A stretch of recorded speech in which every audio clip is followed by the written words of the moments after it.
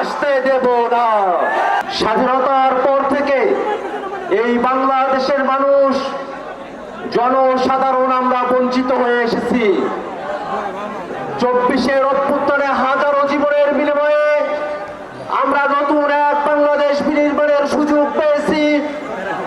কোন ধরনের বাধা বিপত্তিতে ভয় না পেয়ে নতুন বাংলাদেশ আমরা প্রতিষ্ঠা করব ইনশাআল্লাহ। এই বাংলাদেশের মানুষ সরকারি নানা সুবিধা থেকে তারা বঞ্চিত হয়ে থাকে। বাংলাদেশের মানুষ চিকিৎসা গ্রহণের জন্য সরকারি হাসপাতালে গেলে সেখানকার পরিবেশ ভালো নয়, অস্বাস্থ্যকর পরিবেশে রোগীদেরকে চিকিৎসা দেওয়া হয়।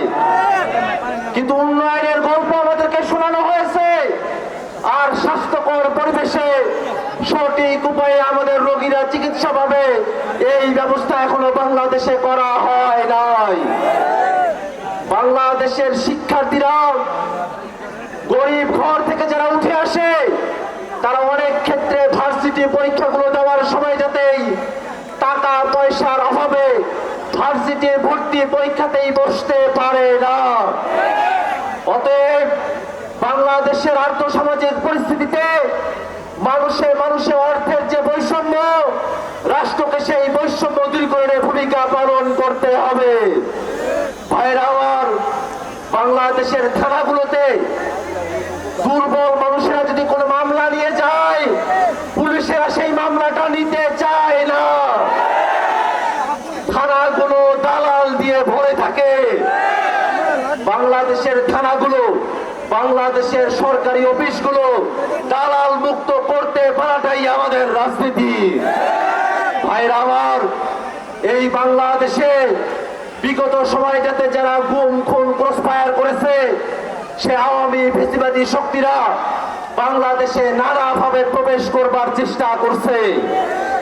আমরা এই সুনামগঞ্জের মাটি থেকে স্পষ্ট করে জানান দিতে চাই, বাংলাদেশের ফ্যাসিবাদ বিরোধী মানুষেরা যতক্ষণ পর্যন্ত আমরা জীবিত আছি, ততক্ষণ পর্যন্ত আওয়ামী সেবাদাসদেরকে বাংলাদেশে আমরা আসতে দেব না।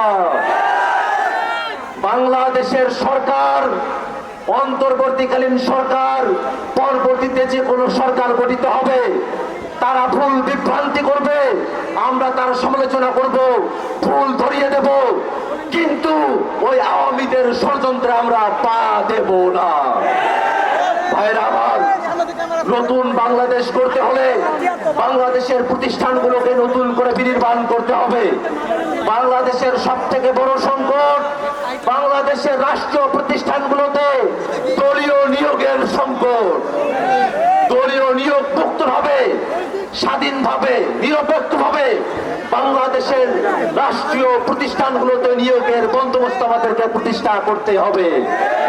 বাংলাদেশে অবকাঠামোগত উন্নয়নের কথা বলে হাজার হাজার লাখ লাখ কোটি টাকা বিদেশে পাচার করা হয়েছে।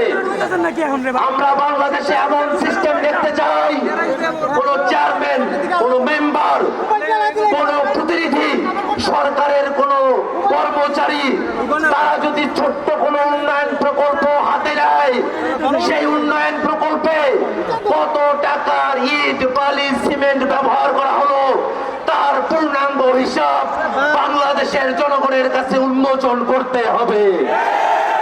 বালিশকাণ্ডের বাংলাদেশ আমরা আর দেখতে চাই না। এই নতুন বাংলাদেশ করতে হলে ধর্ম, বর্ণ, বাংলাদেশের সকল মানুষকে বিভাজন ভুলে গিয়ে এক সম্প্রীতির মধ্যপন্থী রাজনীতি আমাদের প্রতিষ্ঠা করতে হবে।